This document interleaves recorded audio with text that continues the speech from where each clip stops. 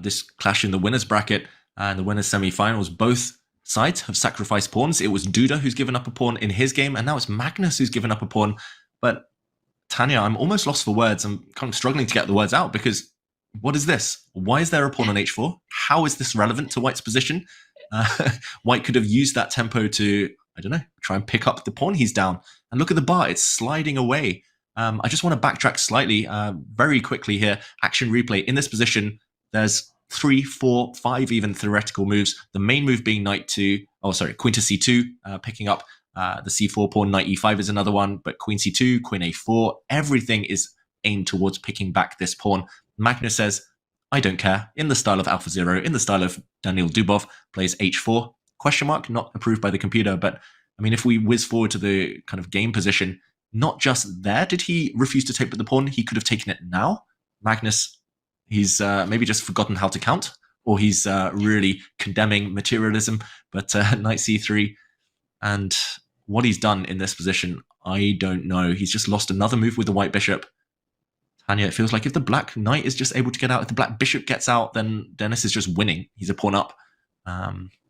What potential hazards are there here? What's the compensation? Magnus is just blitzing. A4 is so mysterious. He plays h4, then he plays on the other side of the board a4. It's kind of tough to see what his overall plan is, but right now with modern chess it feels that these two pawns, the a pawn and Harry the h pawn, when they march up the board, it's never a bad idea. It's always something that can come and help you later on in the game. So h4 at any given point of time, David, I believe is a useful move. Right now the big question is, can Magnus actually pick up that c4 pawn, or can Denis manage to hang on to it? Because that will decide really who plays for the advantage in this. I believe knight b5 is a big threat right now. With that last move, a4, Magnus wants to jump this knight with a tempo against the black queen and pick up the c4 pawn. If he manages to neutralize the material advantage, it's advantage Magnus then. Yeah, fully correct. That's why Denis spots the threat and plays the most human move. He played pawn to a6, covering the b5 square. Magnus's knight couldn't get in that way, so it's going the other way. Knight to e4 instead, centralization. And yeah, the big question is whether Magnus can ever win this pawn back. Note that it's not actually attacked. Queen takes pawn. For example, if black were to just move, queen takes c4 would walk into a discovered attack.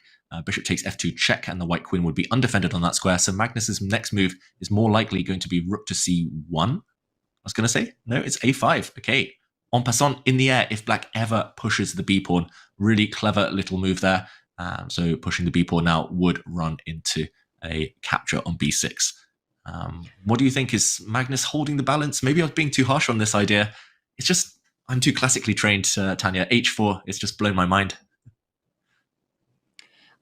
Queen e4, b5 has been played. And again, I think, David, h4 not being relevant to the action on the queen side, completely understand that sentiment. It might come back to haunt Magnus in this position, because look at the way Denis is playing with tempo on the queen side as well. You can pick up the c4 pawn, but watch out for the weakness on b2. But this is getting crazy and out of hand.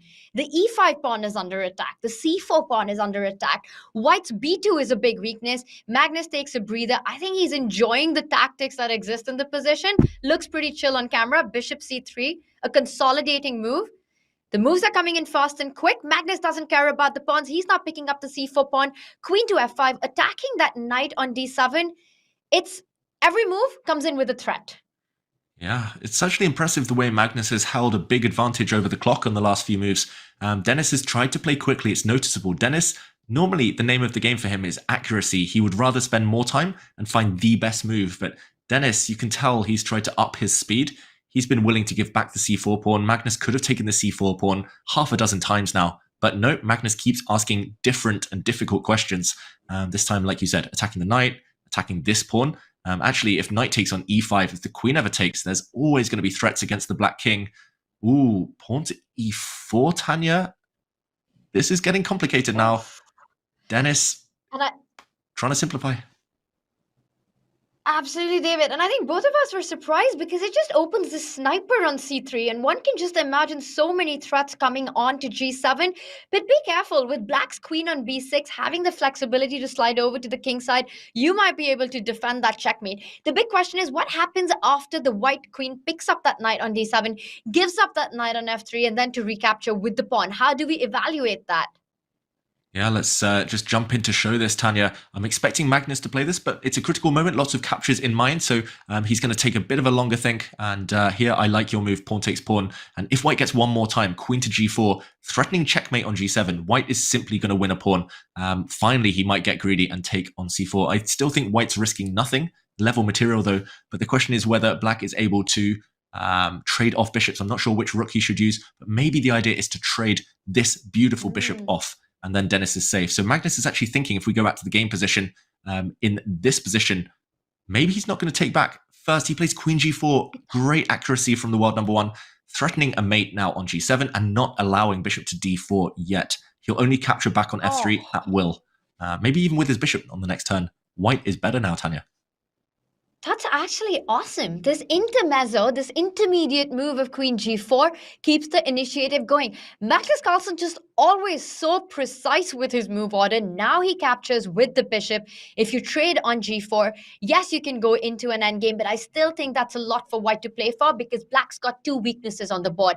With a move like rook a4, c4 pawn can come under fire eventually. The rooks can double up on the a file. Meanwhile, that bishop on c3 plays a great defender to white's only weakness on the board, which is why Denis decides to trade off one of the bishops. Wow, Magnus takes back with the pawn. I thought he might take back with the queen, keeping more pieces on the board. And Magnus also doubling his pawns now. So whether it's doubled f pawns or double g pawns when the queens disappear, Magnus's structure no longer good enough to win a rook endgame, for example. So white's bishop is better than the black bishop because white's bishop is protected by a pawn. It's anchored permanently on the square. Tanya, I think Denis desperately needs to trade off bishops in order to save this game, in order to get towards a draw. In the meantime, talking of rook endgames and talking of draws, Vincent Keimer against Jan-Krzysztof Duda has ended in a draw the first game, as expected, Tanya. And you know what, David? I think this one we might be also seeing a 4 versus 3 rook pawn ending appear on the board. Once the queens are traded off the board, we can imagine the bishops being traded off and then black losing the 2 queenside pawns while winning the b pawn. But it comes down to the pawn formation on the king side. Visualize the whites' 4 pawns but doubled up on the g line against Denis's 3 pawns. And I think that should be a relatively easy hold for Denis. Yep. 100% agree. And look at this. He's trading off the bishops. Exactly the antidote you prescribed. If the bishops disappear, you should be safe. And there we go. It's worth the cost of a pawn. Just to highlight, the double G pawns will never get past. They will never get through. And Denis is getting ready to activate his rook, defending, but also attacking. Yeah, Magnus is better, but I don't think it's enough. Shouldn't be enough to win this game. Tanya, do you think the clock will play any role at all? 4 minutes against 1? But we've seen Denis be so good with just seconds on the clock. He's got this incredible ability to play precisely and correctly in endgames, playing on seconds. And I think that's one of the reasons we find him in these quick play formats, in Fast and Furious and Speed Chess, really outperform and beat players way above his rating bracket. Rook e8 on the board, a really nice move like you pointed out. You've got active squares like e2 to come onto. You've got active squares like e4 to get into. The rook on b3, really tying down white's rook on c1. Rook e2, a natural looking move, and the bar shot up for white. I don't know what happened there. Yeah, the bar shot up temporarily, now recorrecting itself. I'm not sure whether there was a kind of one-off golden opportunity for Magnus or not, but either way now he's been forced to go passive. He will, however, win a second pawn in the near future. Rook takes c4 is incoming, but I do wonder whether black now can just go for the counterpart, the c3 pawn, with this rook, with the other rook, kind of surround it, win it, and that's what Denis is going for. He surely, with 35 seconds, still has enough time. Question mark giving to this last move. Tanya, this is getting really complicated, or really sophisticated now. And this is so strange, and that's why rook pawn endings are so freaking complex. You play the most natural looking rook activating moves, but they're imprecise and still hard to understand why that question mark's been given. I would think that this is the move that 10 out of 10 chess players in the world, including the best ones, would probably end up making. And we've got the blue arrow saying h5 is the way to go. Wow, Tanya, I was a bit naughty there. I did check, I did cheat and check the engine. H5, this is predicated on a checkmating attack. This is out of the blue. So white doesn't even get greedy. But now if the black rook takes a pawn, suddenly white would give a check. The black king moves. And suddenly there are ideas like rook to f8. If the black pawn saves itself, then be careful. Rook to e1. I'm coming in, behind, and the black king is simply mated and trapped. This would actually be game over instantly. So Magnus doesn't spot this, but this is incredibly difficult. And if we go back to the game, he gave a check. Maybe he could still have played h5, but now it looks like the game should be back to level.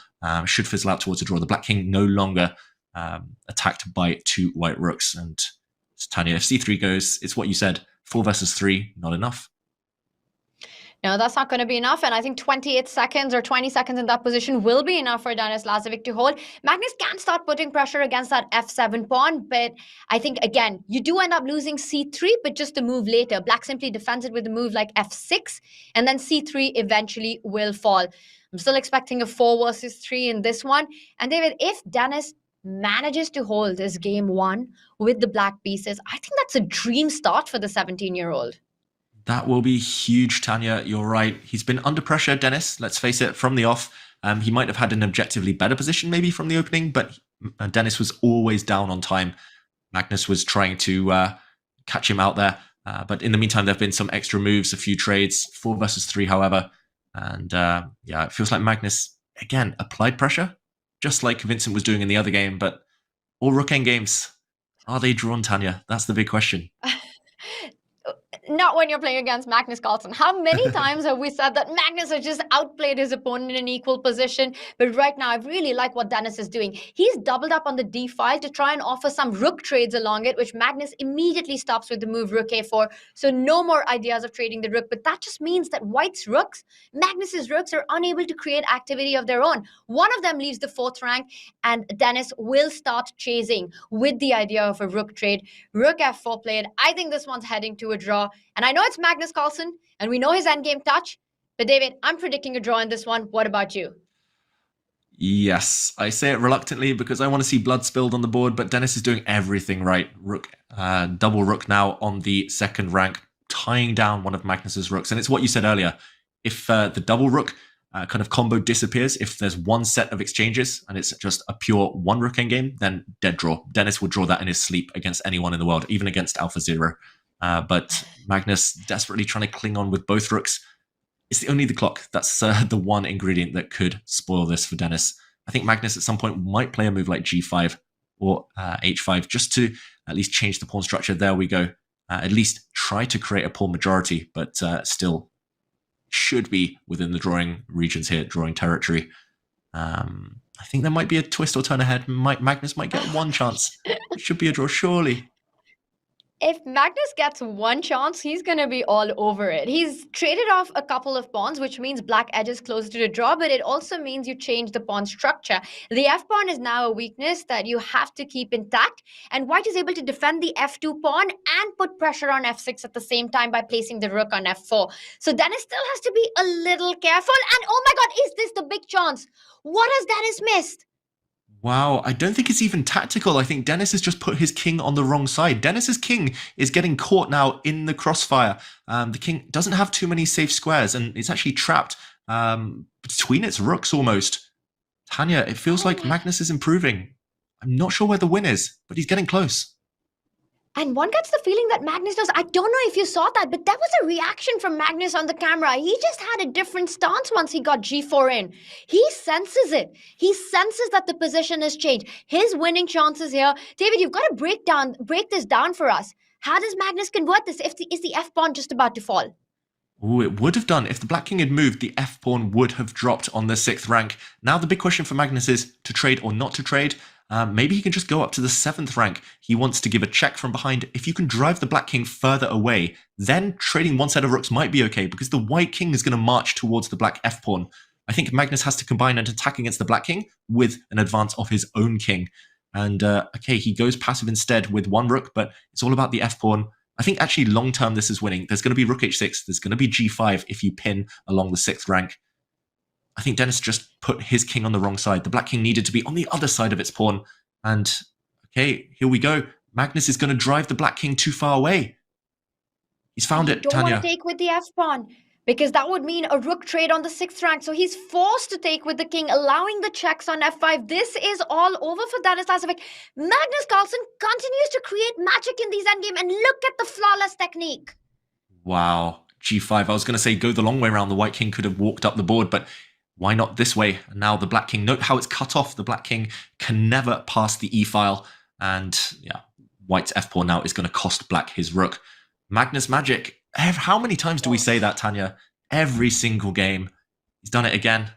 Denis resigns. Magnus Carlsen does it again and again. It is unreal, the endgame play that we see from the world #1 in a position that was an absolute draw. The endgame touch, the Magnus touch strikes again.